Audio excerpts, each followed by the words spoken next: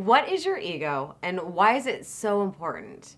Rather than feeling like it's something that is always working against you, I'm going to show you how you can embrace your ego and use it to create everything that you truly desire in your life. Stay tuned.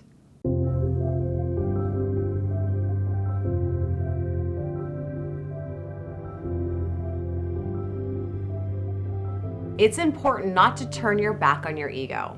However, it's been planted in our heads by so many books, healers, philosophers that the ego is a bad thing.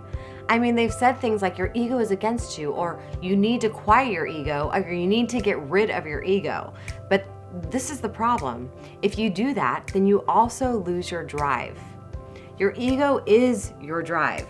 It's what allows you to imagine things you desire and you see them in your future and what they could possibly look like. Your ego is also trying to protect you from getting hurt again. Your ego will always come up whenever fear is present. And by listening to your ego, you have the opportunity to ask, what are you afraid of by making these choices? The answer will be connected to your past history. By understanding your fear, you have the ability to catapult forward and self-healing by realizing your old patterns that still exist within you.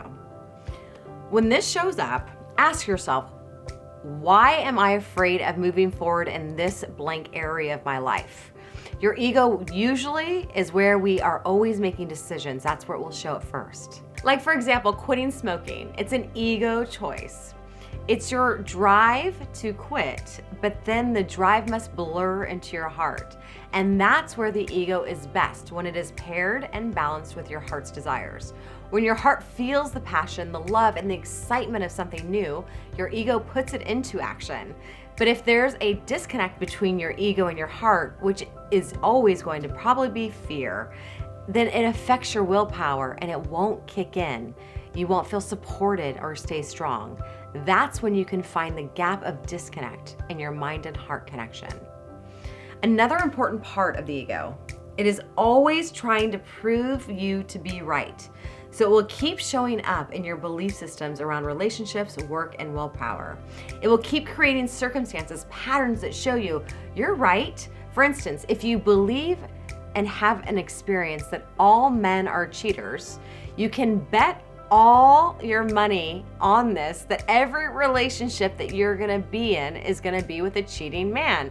Just so your ego can say, I knew it, I knew I was right. So it keeps showing up this story so that it protects you again from getting hurt. Because then your ego will say, see, I was right, I knew.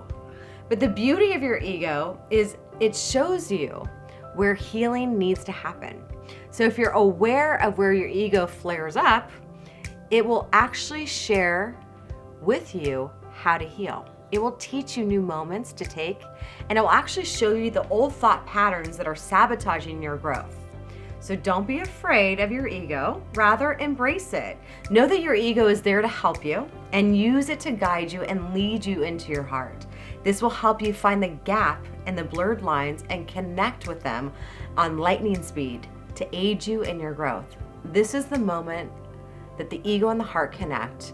It is beautiful. It's where harmony meets your structure, giving you the actual piece of the puzzle that needs to be healed. So for more information, go to my Instagram at Jennifer the Alternative, and every Friday I do Freebie Fridays, and ask a question. I will absolutely love to help you. I personally answer them, and I hope that you find that blurred line because it's magical.